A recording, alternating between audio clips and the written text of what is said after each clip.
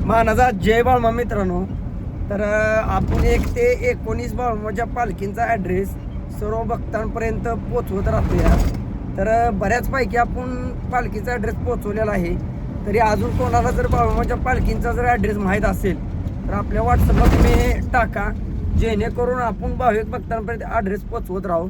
कसं झालं आज बोंधू बाबा लय झाले ते पैसे घेते देवाच्या नावाखाली, ती सगळं आपण बंद करायचं आहे. त्यामुळं आपला एक छोटासा प्रयत्न असतो या.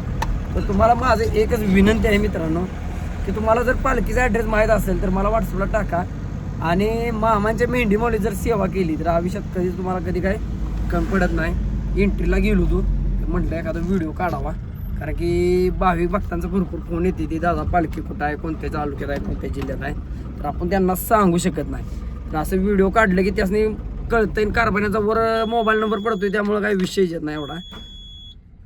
चला मित्रांनो, व्हिडिओ जास्तीत जास्त शेअर करा. महानाचा जय बाळमा.